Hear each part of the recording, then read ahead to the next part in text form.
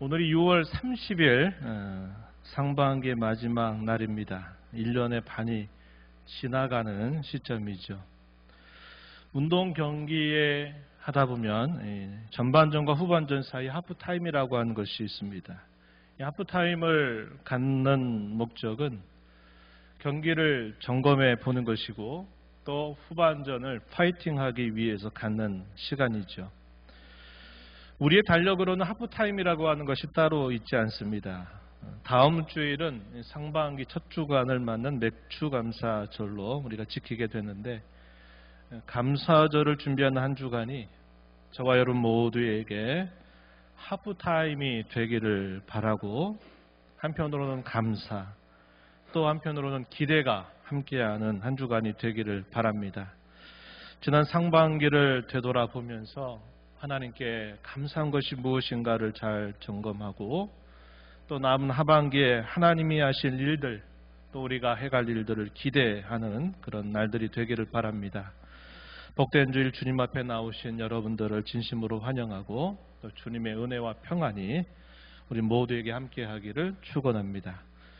민수기 말씀을 통해서 계속 이스라엘 자손들의 광야 여정을 살피고 있습니다. 가데스 바네아에서 출발한 이스라엘 자손들은 호르산을 걸쳐서 에돔 땅을 우회하면서 홍해길을 따라서 진행을 하게 됩니다. 그러던 가운데 마음이 상하게 된 것입니다. 마음이 상하면서 그 가는 길이 혹독함으로 인해서 원망하고 불평을 하다가 불뱀을 하나님이 몰아넣으시게 되면서 큰 곤욕을 치르게 됩니다. 그들은 모압과 아모리 사이 경계 지역을 지나고 행군하면서 아모리 왕 시온에게 이 길을 좀 통과하도록 허락해달라 요청을 합니다. 하지만 그들이 완강하게 거절하고 심지어는 전쟁을 벌이다가 그들이 패망을 당하게 되는 사건이 있게 되죠. 바산 왕 옥도 또 이스라엘 자손들과 전쟁을 벌이다가 결국 패망하게 된 것입니다. 이스라엘 자손들은 뜻밖의 요단 동편에 있는 두 큰 나라를 점령하게 되면서 요단 건너편, 곧 여리고 맞은편 모압 평지에 진을 치게 됩니다. 그들이 진을 치고 있는 동안에 그들이 알지 못하는 사이에 또 하나의 사건이 벌어집니다. 그 사건은 모압 왕 발락과 부돌 사람이었던 발람 사이에 있었던 일이었습니다. 그 일이 민수기 22장부터 24장에 기록되고 있습니다. 오늘은 그들 사이에 있었던 일을 살펴보면서 하나님의 일하심을 주목하려고 합니다. 하나님께서 일하시는 그 목적은 곧 자기 백성에게 복을 주시려 하심이었다는 것입니다. 그래서 오늘 설교의 제목은 복받은 백성 이스라엘, 이렇게 정했습니다. 오늘 말씀을 통하여 또 여러분들이 셈을 얻게 되기를 진심으로 바랍니다. 이방인들이 보기에 모압 평지에 자리 잡은 이스라엘 자손은 두려움 그 자체였습니다. 요랑하고 움직이고 있는 사람들이 오랫동안 털을 잡아 살고 있는 강한 두 나라를 점령했기 때문이었습니다. 특히 적경 지역에 위치한 이 모압은 이스라엘 자손들을 크게 두려워하였습니다. 민수기 22장 2절로 4절 말씀에 보면 이런 모습을 우리가 잘 확인할 수 있습니다. 민수기 22장 2절 이하에 한번 보세요. 이렇게 말합니다. 십볼의 아들 발락이 이스라엘이 아모리인에게 행한 모든 일을 보았으므로 모압이 심히 두려워하였으니 이스라엘 백성이 많음으로 말미암아 모압이 이스라엘 자손 때문에 번민하더라. 미디안 장로들에게 이르되 이제 이 무리가 소가 밭에 풀을 뜯어 먹음같이 우리 사방에 있는 것을 다 뜯어 먹으리로다.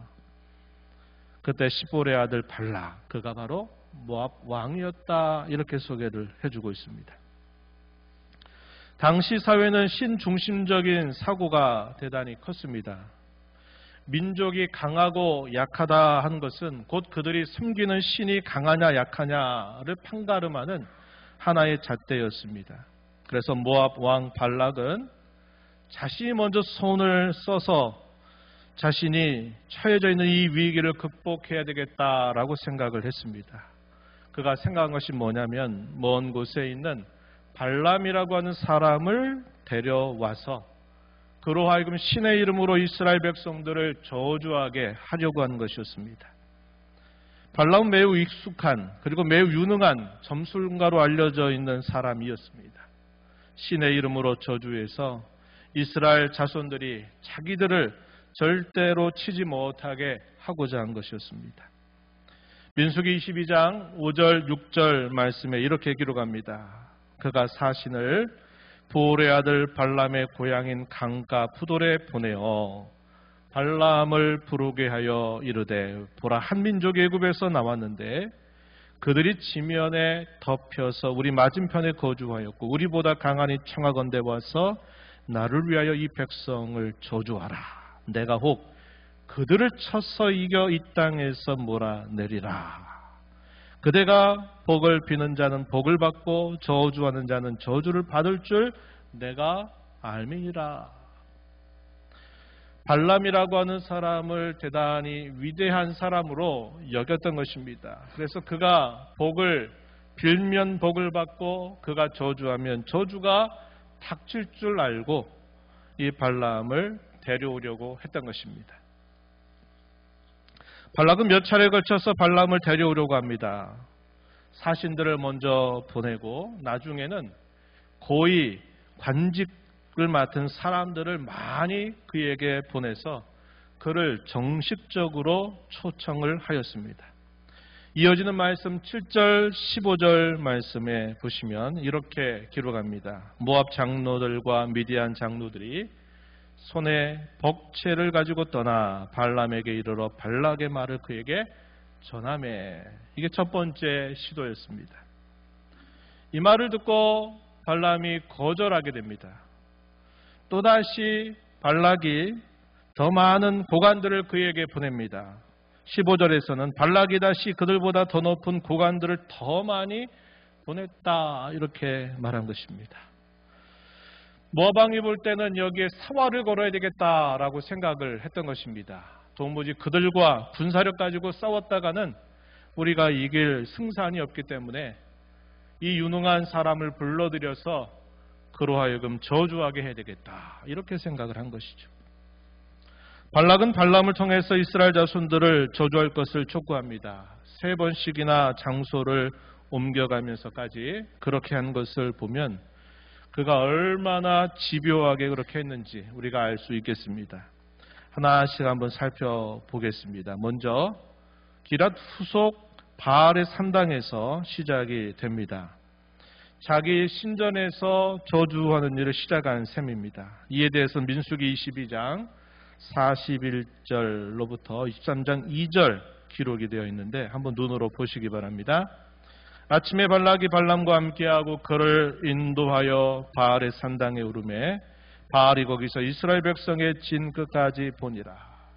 발람이 발락에게 이르되 나를 위하여 여기 제단 7을 쌓고 거기 수송아지 7마리 수량 7마리를 준비하소서. 발락이 발람의 말대로 준비한 후에 발락과 발람이 제단에 수송아지와 수량을 드렸다. 이렇게 기록을 합니다. 이게 첫 번째 시도였습니다. 7개의 제단을 쌓는 정성을 보이고 각 제단에서 수송아지 수량 1마리씩 제사를 드린 것이죠. 하지만 모압 왕의 뜻대로 되지 않고 오히려 반대의 결과가 나왔습니다. 그러자 그 다음에는 그곳이 부정탔다라고 생각을 하고서는 다른 장소로 옮겨갑니다. 이 발람을 데리고 소빔들에 있는 비스가 꼭대기에 가서 또 똑같이 제단 7을 쌓고 각 제단에서 수송아지 1마리, 수량 1마리씩 제사를 드리게 됩니다. 이에 대한 기록은 민수기 23장 13절, 14절에 기록이 되어 있습니다. 거기 성경을 한번 보시면 나와 함께 그들을 달리 볼 곳으로 가자. 거기서는 그들을 다 보지 못하고 그들의 끝만 보리니 거기서 나를 위하여 그들을 저주하라. 그리고서는 소빔들로 인도하여 비스가 꼭대기에 이르러 7제단을 쌓고 각 제단에 수송아지와 수량을 드렸다. 이렇게 기록합니다. 이 두 번째 시도는 어떻게 됐을까요? 그렇습니다. 이번에도 발락이 원하는 대로 되지 않았습니다. 그러면서 이 모압 왕과 발람 사이의 갈등이 커져가게 됩니다. 발락은 또 다른 곳 부올 산꼭대기로 그를 데려가서 똑같은 방식으로 제사를 드렸습니다. 이에 대해서는 민수기 23장 28절 30절에 기록이 되어 있습니다. 광야가 내려다 보이는 부올 산꼭대기에 이르렀다. 30절에서는 발락이 발람의 말대로 행하여 각 제단에 수송아지와 수량을 드렸다. 이렇게 기록합니다. 하지만 마지막 세 번째 시도에도 발락이 원하는 대로 되지 않았습니다. 결과는 어떻게 됐을까요? 서로가 잔뜩 화가 났습니다. 너무나 화가 난 나머지 이제 각자의 길로 되돌아가게 되었다 하는 것이죠. 세 번에 걸친 집요한 시도에도 원하는 대로 되지 않았던 이유가 과연 무엇이었을까요? 그들 사이에 하나님께서 계속 간섭하셨기 때문입니다. 하나님은 발람의 입을 사로잡아서 저주를 축복과 예언으로 바꾸어 주신 것입니다. 특히 오늘 우리가 읽은 본문은 하나님께서 처음 발람을 만나서 이야기했던 대화가 기록이 되고 있습니다. 그때부터 하나님께서는 모압 왕 발락과 발람이 헤어지게 될 때까지 계속 이 발람의 입을 온전히 주장하셨습니다. 그런 과정들을 한번 살펴보겠습니다. 처음 모압 왕이 보낸 사신들이 발람을 찾아왔을 때 하나님께서 처음 발람에게 나타나셨습니다. 그에게 이르신 말씀이 오늘 우리가 읽은 본문 12절에 기록이 됩니다. 한번 12절 말씀 한번 보시죠. 하나님이 발람에게 이르시되 너는 그들과 함께 가지도 말고 그 백성을 저주하지도 말라. 그들은 복을 받은 자들이니라. 하나님은 모압 왕의 초청에 응하지 말라고 처음에는 말씀하십니다. 또한 이스라엘 자손들은 복을 받은 백성이기에 절대로 저주하지 말라라고 말씀하셨습니다. 한번 생각해 보세요. 시내산에서 출발한 이스라엘 자손들이 약 40년을 지내면서 그들이 겪었던 일이 무엇이었습니까? 징계와 연단의 시간이었고, 그런 과정에서 출애굽에서 나왔던 첫 번째 세대들은 다 죽었던 처절한 시간이 아니었습니까? 그럼에도 불구하고 하나님은 그러한 이스라엘 자손들을 향하여서 대적자들 앞에 공경하니 그들은 복을 받은 백성이다. 이렇게 하나님은 말씀하고 계신 것입니다. 여기에는 깊은 진리가 담겨 있습니다. 오늘 저와 여러분을 위한 메시지가 담겨 있음을 우리는 기억해야 하겠습니다. 우리의 인생 속에서, 광야 같은 우리의 인생 속에서 이런저런 많은 일들을 겪고 살아가지만 우리가 볼 때는 그것이 우리에게 고통과 어려움의 시간들이 될 수 있지만 하나님은 그 인생 모든 것을 다 통잡아 말씀하시기를 너희는 복받은 백성이다. 이렇게 말씀하고 계시다 하는 것입니다. 우리의 인생은 영원한 시간에 비하면 즉이 짧은 시간에 지나지 않는다는 겁니다. 우리의 인생 속에 겪는 그 모든 것들을 하나님은 수단으로 사용하셔서 우리로 영원히 복을 누리게 하시는 분이시기 때문에 그러하다 하는 사실이죠. 발람이 거절을 한 후에 모압 왕이 또다시 더 높은 고관들을 더 많이 보내서 그를 초청할 때 하나님께서는 또다시 발람에게 나타나셔서 이렇게 말씀하셨습니다. 민수기 22장 20절 말씀입니다. 밤에 하나님이 발람에게 임하여 이르시되 그 사람들이 너를 부르러 왔거든. 일어나 함께 가라. 그러나 내가 내게 이르는 말만 준행할지니라. 두 번째 초청에 대하여 하나님께서는 그들의 초청에 응하라 말씀하십니다. 다만 하나님께서 하라고 하신 말씀만 말하라고 하셨습니다. 모압 왕 앞에서 발람의 입을 온전히 주장하시겠다고 하는 것이죠. 하나님은 모압 왕을 만나러 가던 중 나귀 사건을 통해서 이 발람의 눈을 여시죠. 이런 사건 직후에 또다시 하나님은 발람에게 동일한 말씀을 또다시 한번 하십니다. 이 내용이 22장 35절에 기록됩니다. 여호와의 사자가 발람에게 이르되 그 사람들과 함께 가라. 내가 내게 이르는 말만 말할지니라. 발람이 발락의 고관들과 함께 가니라. 이렇게 기록되어 있습니다. 그 이후에 세 번의 축복, 마지막 예언을 하게 될 때까지 줄곧 하나님께서는 이 발람의 입술을 주장하셨습니다. 그렇다면 하나님께서 발람을 통하여 이스라엘 자손을 축복하게 하신 내용들이 무엇이었을까요? 첫 번째 축복은 민수기 23장 7절부터 10절에 기록됩니다. 그 중에서 특별히 우리가 8절과 10절을 주목해 보겠습니다. 8절 말씀에 보면 하나님이 저주하지 않으신 자를 내가 어찌 저주하며 여호와께서 꾸짖지 않으신 자를 내가 어찌 꾸짖으랴. 10절에서는 야곱의 티끌을 누가 능히 세며 이스라엘 4분의 1을 누가 능히 셀고 나는 의인의 죽음을 죽기 원하며 나의 종말이 그와 같기를 바라노라. 첫 번째 저주하라고 시켰더니 하나님이 그의 입을 주장하셔서 이스라엘 자손들을 축복하게 했던 내용은 이스라엘 백성들을 저주하거나 꾸짖을 수 없다 이렇게 말씀하셨어요.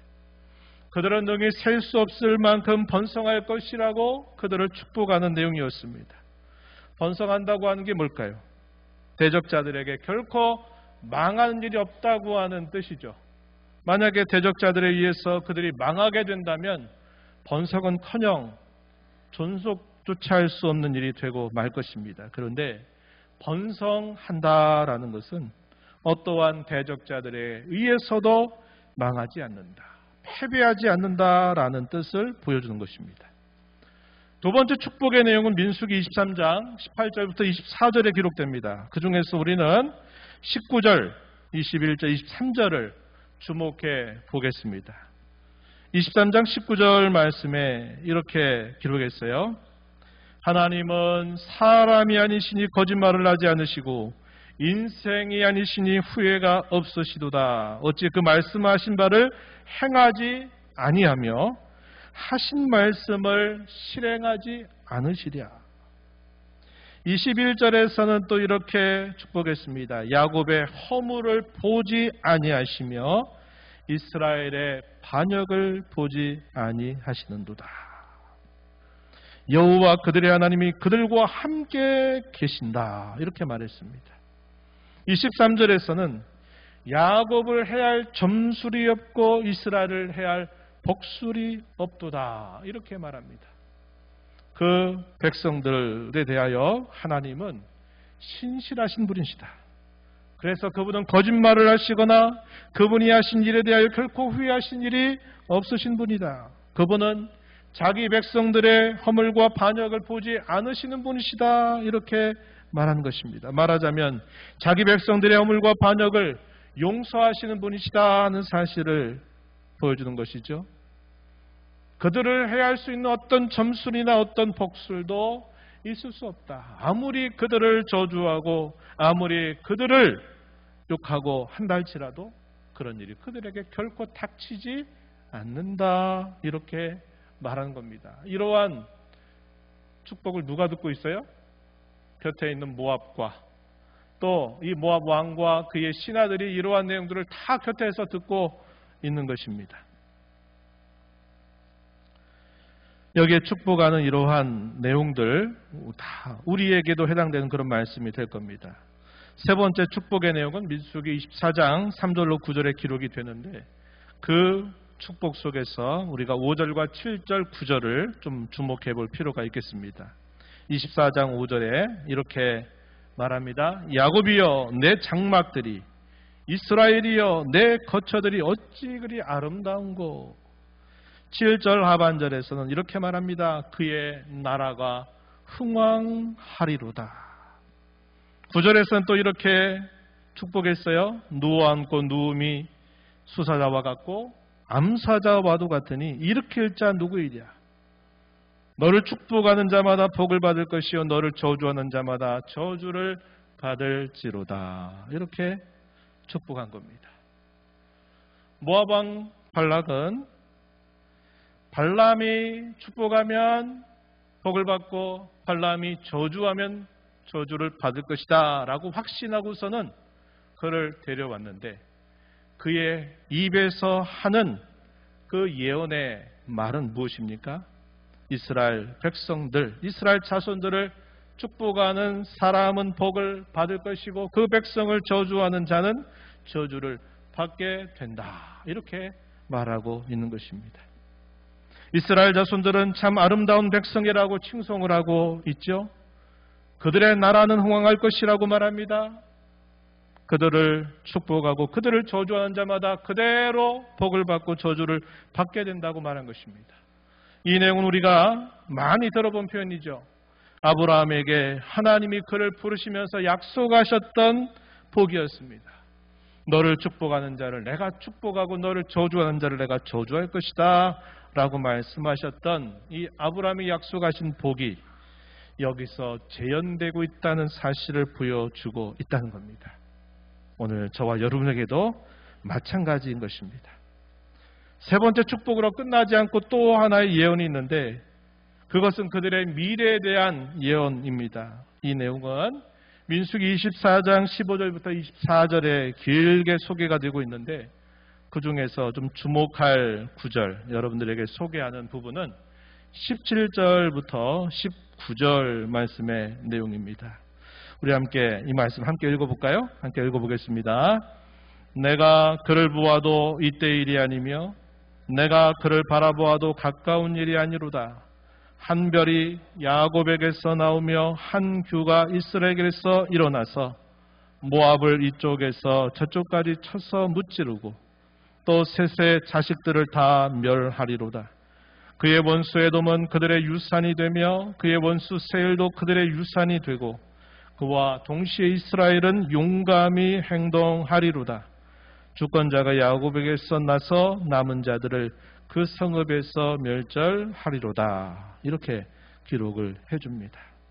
이게 마지막 예언했던 내용이에요. 이 예언의 내용은 가까운 때가 아니라 먼 미래에 있게 될 일을 예언한 것이죠. 한 별, 한 규, 한 주권자 같은 것을 뜻하는 말입니다. 주권자가 이스라엘에게서 나와서 주변에 있는 모든 적국들을 물리치고 차지하게 된다 하는 내용입니다. 이것은 이들에게서 장차 메시아가 오셔서 영원한 나라를 세우시겠다고 하는 예언입니다. 놀라운 예언이 아닐 수 없죠. 이 예언은 2000년 전 예수님께서 이 땅에 탄생하심으로 성취되기 시작해서 지금도 계속 진행되고 있고 장차 온전히 이루어지게 될 것입니다. 저와 여러분은 온전히 성취될 가장 가까운 때를 날마다 하루하루 갱신하면서 오늘을 살고 있는 것입니다. 지금까지 우리는 모압 왕 발락과 발람, 그 사이에서 역사하신 하나님의 손길에 대하여 저주를 축복으로 바꾸어 주신 말씀을 살폈습니다. 하나님은 이스라엘을 복받은 백성이라고 말씀하신 것처럼 하나님은 그렇게 역사하셨던 것입니다. 이제 이 교훈을 저와 여러분에게 적용해 보겠습니다. 첫 번째, 하나님은 항상 자기 백성을 위해서 일하심을 늘 잊지 말자고 하는 것입니다. 우리는 이것을 몇 가지로 나누어 생각해 보면 좋을 것 같습니다. 먼저는 자기 백성들 가운데서 하나님이 일하신다고 하는 것입니다. 하나님은 지난 40년 광야 생활 속에서 자기 백성들을 연단하시고 훈련하셨습니다. 그러한 훈련의 목적은 하나님의 백성답게 빚어주셔서 거룩한 백성으로 그들을 세우시기 위함이었다는 것입니다. 다음으로 자기 백성들이 알지 못하는 사이에도 하나님은 일하신다고 하는 것이죠. 우리는 이 점을 늘 주의하면 좋겠습니다. 이스라엘 자손이 모압 평지에 진을 치고 있는 동안 그들이 알지 못하는 사이에 오늘 우리가 살펴왔던 일련의 사건들이 일어난 것입니다. 이스라엘 자손들이 알지 못하는 사이에 치열한 싸움이 있었던 겁니다. 그 싸움에서 하나님께서 이스라엘 자손들을 오히려 축복하게 하시는 말을 발람을 통해서 건네주시고 그들의 장래가 이렇게 되리라고 하나님은 알려주신 것입니다. 이스라엘 자손들은 훗날에 이런 일이 있었다는 것을 알았을 것입니다. 저와 여러분이 알지 못하는 사이에 하나님은 언제나 일하고 계십니다. 우리가 하나님이 일하고 계신다는 것을 발견할 때는 흔치 않을 겁니다. 내가 질병 가운데 치유를 받게 됐다든지, 내가 어떤 큰 사고를 만났는데 그 사고에서 벗어나게 되었다든지, 내가 풀 수 없는 그 어려움을 하나님이 도와주셔서 풀게 해주셨다라는 때는 하나님이 내게 이렇게 도와주셨구나, 내게 이렇게 일하셨구나 하는 것을 우리가 깨닫고 감사하게 되지만, 우리가 하나님의 손길을 알지 못하는 무수한 일들이 있는 겁니다. 그때에도 하나님은 여전히 저와 여러분을 위해서 일하고 계시다는 사실을 기억해야 합니다. 우리가 잠자고 있는 사이에 무슨 일이 일어날지, 우리가 대중교통을 이용하고 움직이고 있는 동안에 어떤 사고가 우리에게 닥칠지 우리는 한치 앞을 알 수 없는 인생길을 걸어가고 있습니다. 하지만 하나님은 우리에게 홍목과 생명을 주셔서 우리로 존재하기도 하시고 또 우리로 움직이게도 하시고 우리에게 주어진 삶을 살아가도록 끊임없이 우리를 도우시며 우리 가운데 일하고 계시다는 사실을 우리가 언제나 기억하면서 살아야 되겠다 하는 것입니다. 마지막으로 대적자들 가운데서도 하나님은 일하신다고 하는 것입니다. 이스라엘을 해하려고 하는 자들의 음모와 집요한 시도를 무의로 다 돌려버리시고 오히려 그들의 귓가에 하나님의 백성은 복받은 백성임을 알려주셨습니다. 그와 같이 우리 하나님은 지금도 우리의 모든 대적자들, 우리의 눈에 보이지 않는 사탄과 모든 영적인 세력들, 우리의 눈에 비춰지고 있는 크고 작은 모든 대적들 앞에서도 하나님은 저와 여러분을 위해서 일하심을 확신하면서 살아가야 하는 것입니다. 두 번째, 우리는 복받은 백성으로 삼아주신 하나님의 은혜에 감사하면서 복받은 백성답게 복된 삶을 살아가자는 것입니다. 어떤 때는 하나님이 우리를 복받은 백성으로 삼아주셨다고 하는 사실이 실감나지 않을 때도 있을 것입니다. 그럴 때가 있다 하더라도 변치 않는 성경의 약속을 우리는 기억하면서 하나님이 우리를 그와 같은 백성으로 삼아주신 은혜를 늘 감사하며 살기를 결단하십시다. 다음에 성경 구절들을 한번 눈여겨보십시오. 여러분 많이 들어본 구절일 겁니다. 신명기 33장 29절 우리 함께 이 말씀을 읽어볼까요? 이스라엘이여 너는 행복한 사람이로다. 여호와의 구원을 너같이 얻은 백성이 누구냐? 그는 너를 돕는 방패시요 내 영광의 칼이시로다. 내 대적이 내게 복종하리니 내가 그들의 높은 곳을 밟으리로다. 아멘. 이렇게 말씀했습니다. 에베소서 1장 3절로부터 5절 위대한 찬송입니다. 한번 눈으로 보십시오. 제가 읽어드립니다. 찬송하리로다 하나님 곧 우리 주 예수 그리스도의 아버지께서 그리스도 안에서 하늘에 속한 모든 신령한 복을 우리에게 주시되 곧 창세전에 그리스도 안에서 우리를 택하사 5절 끝에 가서 보면 예수 그리스도로 말미암아 자기의 아들들이 되게 하셨다 이렇게 말합니다. 바울 사도는 감옥에 갇혀 있는 중에 옥중서신으로 썼던 이 에베소 교회에 보낸 편지에 가장 먼저 인사말을 건네고 난 다음에 그가 뭐라고 말한 겁니까? 우리 하나님은 찬양받으시기에 합당하다. 왜냐? 그 하나님은 우리에게 하늘에 속해 있는 모든 신령한 복을 주신 분이시기 때문에 하나님은 찬양받으심이 합당하다. 이렇게 편지를 시작하고 있는 겁니다. 그래서 성부 하나님께서 하신 일에 대하여 창세전에 그리스도 안에서 우리를 택하셨다. 그 예수 그리스도로 말미암아 우리를 그의 아들들이 되게 하셨다고 말해주고, 에베소 1장 7절 내용에서는 그의 피로 말미암아 속량 곧 죄사함을 받았다고 말합니다. 13절, 14절에서는 또 이렇게 말합니다. 그 안에서 너희도 진리의 말씀 곧 너희 구원의 복음을 듣고 그 안에서 또한 믿어 약속의 성령으로 인치심을 받았다. 이렇게 말합니다. 이는 우리 기업의 보증이 되신다. 이렇게 말하고 있어요. 이 표현들을 종합해 보면 성부 하나님께서 우리에게 주신 복이 무엇이고, 성자 예수님께서 우리에게 주신 복이 무엇이고, 성령 하나님께서 우리에게 주신 복이 무엇인가를 구체적으로 일러주고 있는 말씀이 되는 것입니다. 이뿐일까요? 창세기 15장 1절 말씀에서는 참 감당할 수 없는 놀라운 말씀을 아브라함에게 주셨어요. 아브라함아 두려워하지 말라. 나는 내 방패요 너의 지극히 큰 상급이니라. 이렇게 말합니다. 하나님 그분 자신이 너희에게 가장 큰 상급이다. 이렇게 말씀을 하고 있다는 겁니다. 다윗은 시편 16편 믹담 시편에서 이렇게 고백합니다. 시편 16편 2절 3절에서 이렇게 고백했어요. 내가 여호와께 아뢰되 주는 나의 주님이시오니 주 밖에는 나의 복이 없다 하였나이다. 땅에 있는 성도들은 존귀한 자들이니 나의 모든 즐거움이 그들에게 있도다. 성도들을 뭐라고 말합니까? 이 땅에 사는 성도들 뭐라고 말했어요? 존귀한 자들이다. 이렇게 깨우쳐주고 있다는 것입니다. 오늘 우리가 교동문에서 읽었던 시편 50편 마지막 부분에서는 이렇게 말했습니다. 하나님을 잊어버린 너희여 이제 이를 생각하라. 그렇지 아니하면 내가 너희를 찢으리니 건질 자 없으리라. 감사로 제사를 드리는 자가 나를 영화롭게 하나니 그의 행위를 옳게 하는 자에게 내가 하나님의 구원을 보이리라. 이렇게 말씀하는 겁니다.